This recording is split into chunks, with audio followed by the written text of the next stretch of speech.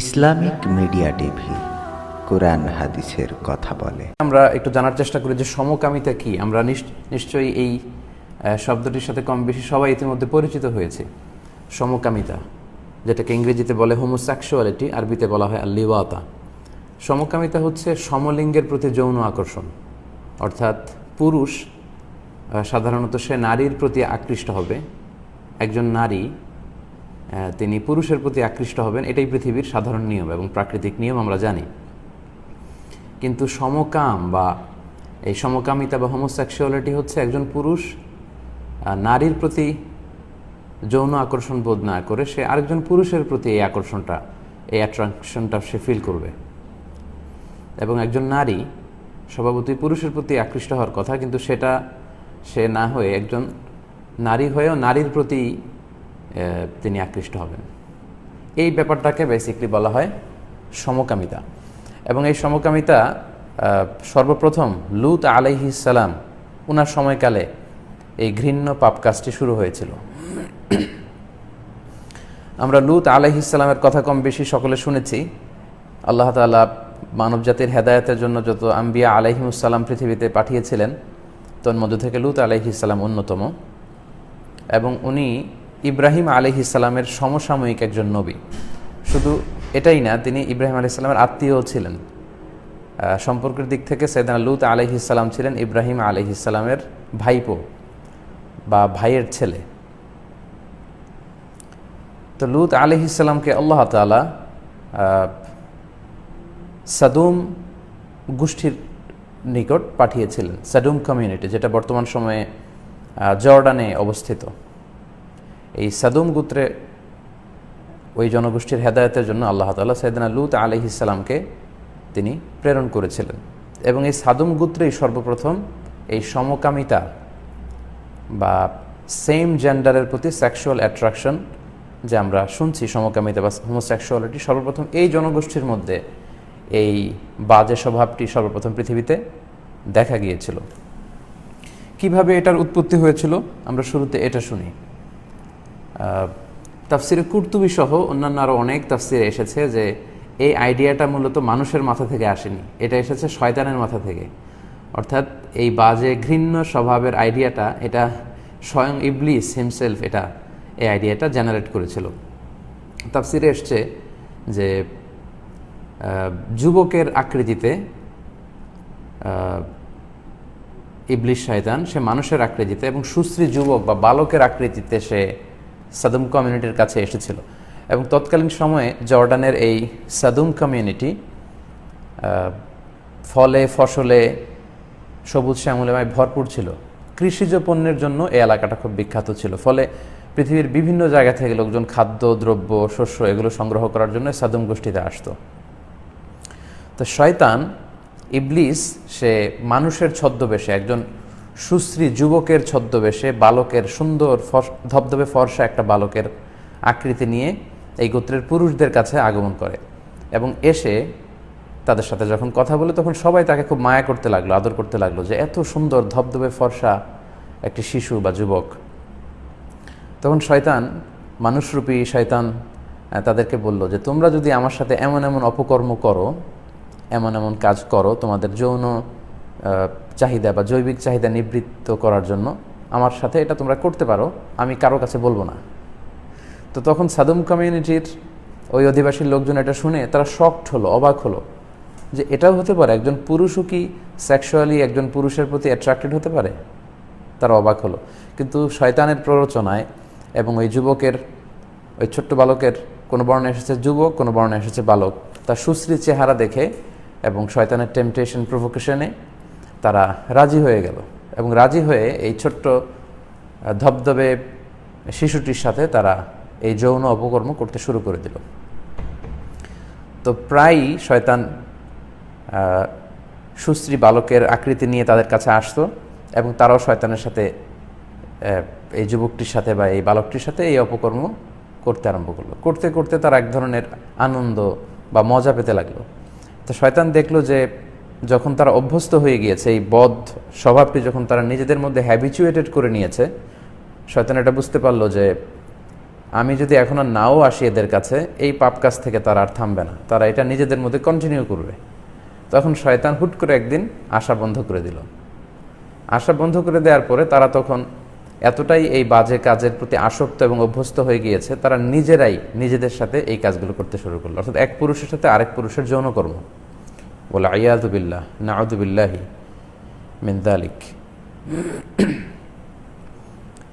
তো তখন তারা তাদের কমিউনিটির মধ্যে সুশ্রী যুবক বা বালকদেরকে খুঁজে খুঁজে এই পাপ কাজ করতে আরম্ভ করলো। এবং শুরুতেই বলেছি যে এই এলাকাটি কৃষিজ পণ্যের জন্য খুব বিখ্যাত হওয়ার কারণে বিভিন্ন জায়গা থেকে শস্য সংগ্রহের জন্য কিন্তু অনেক লোক এখানে আসতো। ফলে আগন্তুক যারা বণিক, ব্যবসায়ী বা মুসাফির, তাদের মধ্য থেকে যদি সুন্দর সুশ্রী কোনো যুবক তারা পেত, তাদেরকে তারা আক্রমণ করত। এভাবে এই বদ খাসলাতটি, এই বদ অভ্যেসটি লূত আলাইহিস সালামের যে জনগোষ্ঠী, তাদের মধ্যে ব্যাপক হারে ছড়িয়ে পড়তে লাগলো। এবং পবিত্র কালামুল্লাহ মাজিদ আমাদেরকে কনফার্ম করেছে যে এই পৃথিবীতে লূত আলাইহিস সালামের কওমের আগে বা ওনার জনগোষ্ঠীর আগে, এলাকাবাসীর আগে পৃথিবীতে কেউই এই পাপ কাজটির সাথে পরিচিত ছিল না এবং কেউই এই পাপ কাজটি তারা জীবনে কখনো করেনি। সূরাতুল আরাফের ৮১ নম্বর আয়াতে আল্লাহ তাআলা এই বিষয়টি কনফার্ম করেছেন। আল্লাহ বলছেন যে ওয়ালুতান ইয ক্বালা লিকওমিহি আতাতুনাল ফাহিশাতা মা সাবাকাকুম বিহা মিন আহাদিম মিনাল আলামিন। হে নবী, আপনি স্মরণ করুন লূত আলাইহিস সালামের কথা, যিনি তার জাতিগোষ্ঠীকে ডেকে বলেছিল যে তোমরা কি অশ্লীল কাজটি করছো। তার মানে কোরআন কনফার্ম করছে এই কাজটি অশ্লীল একটি কাজ। তোমরা কি করে এই অশ্লীল কাজের সাথে জড়ালে, এবং তোমাদের আগে পৃথিবীতে তো কেউ কখনো এই কাজটি করেনি। লূত আলাইহিস সালাম জাতিগোষ্ঠীকে উদ্দেশ্য করে এটা বললেন যে তোমরা এই অশ্লীল কাজের সাথে নিজেদেরকে যুক্ত করলে, তোমাদের আগে পৃথিবীতে কেউ এই সমকামিতায় যুক্ত হয়নি। ইন্নাকুম লা তা'তুনা রিজালা শাহওয়াতাম মিন দুনিন নিসা।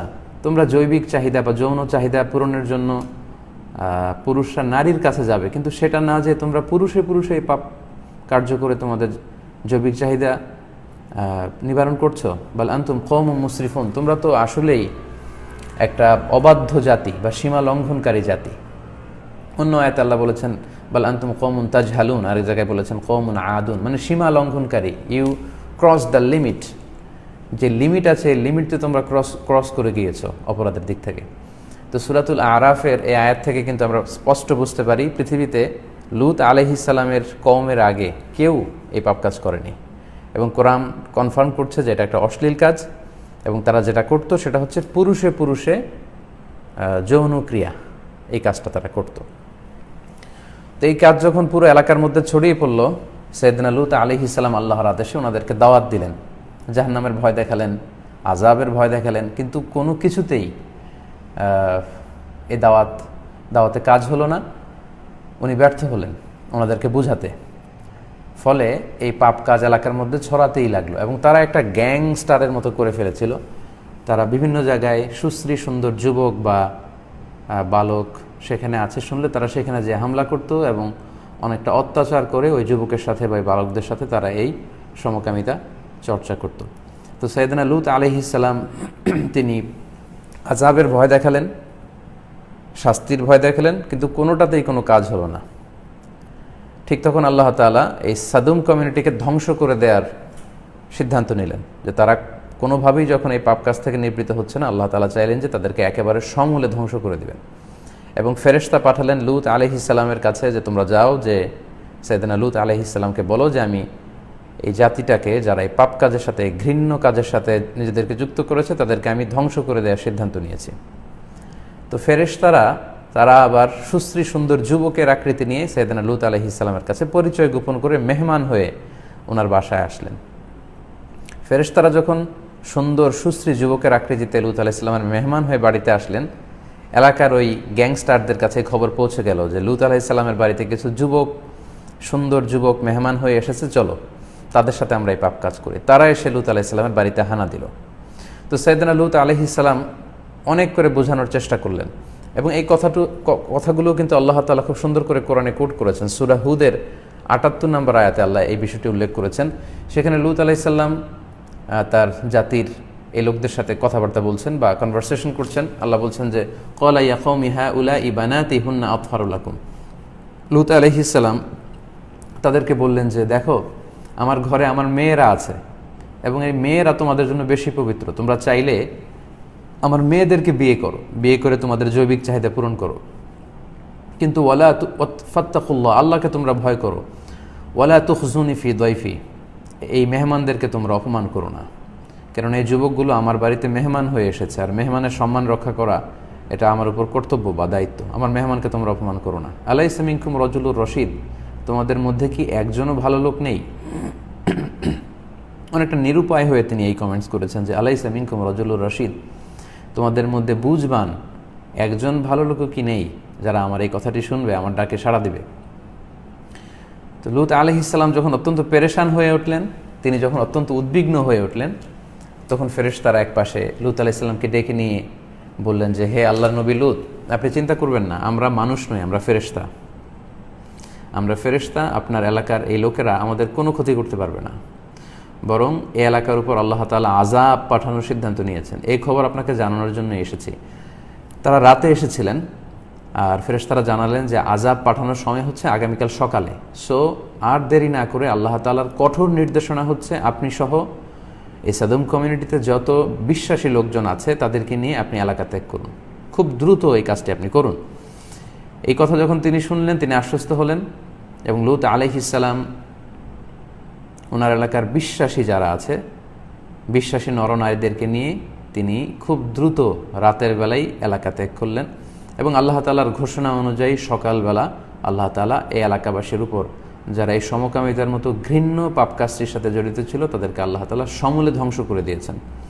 এবং কি আযাব দিয়ে তাদেরকে ধ্বংস করেছেন সে কথাও কিন্তু আল্লাহ তাআলা পবিত্র কালামুল্লাহ মাজিদের সূরাতুল হিজরের ৭৪ নম্বর আয়াতে খুব সুন্দর করে বলেছেন, ফাজআলনা আলিয়াহা সাফিলাহা ওয়া আমতারনা আলাইহিম হিজারাতাম মিন সিজ্জিল, অর্থাৎ আমি জর্ডানের এই সাদুম এলাকাটাকে উলটপালট করে দিলাম, অর্থাৎ সাদুম এলাকার উপরের মাটিকে আমি নিচে ঢুকিয়ে দিলাম, নিচের মাটিকে উপরে তুলে দিলাম, মানে পুরো এলাকাটাকে আমি একেবারে উলটপালট করে দিলাম।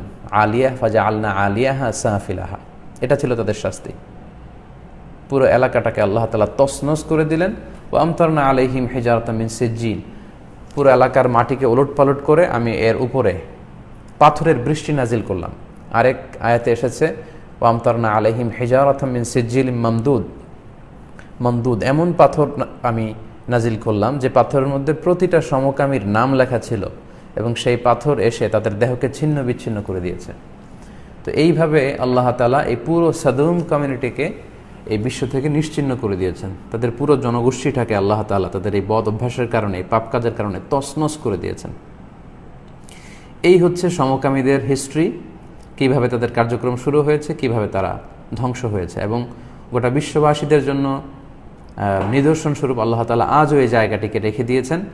এই জায়গাটাতে আল্লাহ তাআলা এখন একটা হ্রদের মতো বানিয়েছেন, হ্রদ, যেটাকে ডেড সি বলে, আপনারা প্রায় শুনে থাকবেন। আরবিতে বলা হয় আল বাহরুল মাইয়িত, মৃত সাগর, ডেড সি, যেটা জর্ডানে অবস্থিত। এটার পূর্ব দিকে হচ্ছে জর্ডান ইসরায়েল সীমান্ত, এটার পশ্চিম দিকে হচ্ছে ওয়েস্ট ব্যাংক, পশ্চিম তীর।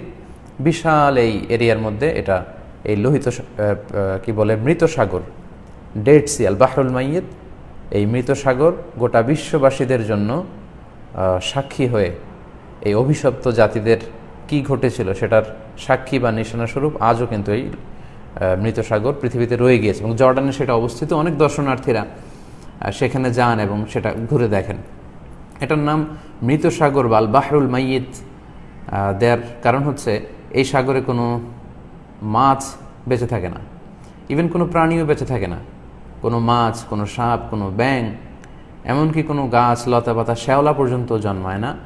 এত ঘন, লবণের ঘনত্ব এত বেশি, এবং এই জায়গাটা হচ্ছে the lowest land area on earth, পৃথিবীতে সবচেয়ে নিচু এরিয়া। এবং এই মৃত সাগরের লবণের ঘনত্ব, সল্ট ডেন্সিটি এত হাই, সেখানে মানুষ ডুবে না, সাঁতার কেটে সেখানে ভেসে থাকা লাগে না, মানে সব কিছুই সেখানে ফ্লোটিং অবস্থায় থাকে। মানুষ হাত পা না নাড়ালেও সেই সাগরের মধ্যে মানুষ ভেসে থাকে, এবং সেটার সল্টের density at least 8 times more than the ocean water. সাগরের যে লবণাক্ত পানি, এই পানির চেয়ে কম পক্ষে 8 গুণ বেশি লবণাক্ত পানি এই ডেড সির বা এই মৃত সাগরের পানির লবণাক্ত এত বেশি। অর্থাৎ আপনারা যারা কক্সবাজারে গিয়েছেন বা কোনো সমুদ্র সৈকতে গিয়েছেন, নিশ্চয়ই সাগরের পানি আপনাদের মুখে দেওয়ার অভিজ্ঞতা আছে এবং আপনারা জানেন যে এটা কত লবণাক্ত, এটা গিলে খাওয়ার অবস্থায় থাকে না, এতটাই এটার এত সল্টি হয় সাগরের লবণের পানি। তো ডেড সির যে পানি, এই সাগরের পানি সাধারণ সাগরের লবণাক্ত পানির চেয়ে কমপক্ষে 8 গুণ বেশি লবণাক্ত। ফলে আপনি কল্পনা করতে পারেন যে জায়গাটা কত ভয়ঙ্কর। এটা আযাবের জায়গা, এটা গজবের জায়গা। লূত আলাইহিস সালামের কওমের এই পাপ কাজের কারণে আল্লাহ তাআলা পুরো জাতিগোষ্ঠীটাকে তছনছ করে দিয়েছেন, একেবারে সমূলে নির্বংশ করে দিয়েছেন, ধ্বংস করে দিয়েছেন এবং জায়গাটাতে আল্লাহ তাআলা এখন ডেড সি বানিয়ে দিয়েছেন, মৃত সাগর। সেখানে কোনো গাছপালা জন্মায় না, সেখানে কোনো মানুষ ডুবেও না, সেখানকার সল্ট ডেনসিটি এত হাই। তাহলে পবিত্র কালামুল্লাহ মাজিদের আলোকে আমরা কিভাবে সমকামিতার উৎপত্তি পৃথিবীতে হয়েছিল, কোন জাতিগোষ্ঠীর মধ্যে হয়েছিল এবং তাদের কি ভয়ঙ্কর পরিণতি হয়েছিল, এটা আমরা জানতে পারলাম। যাদের হৃদয়ে আছে আল্লাহর ভয়, তারা কভু পথ ভুলে যায় না। আল্লাহর প্রেম ছাড়া এই দুনিয়ায় কারো কাছে কোনো কিছু চায় না। রাতের আধার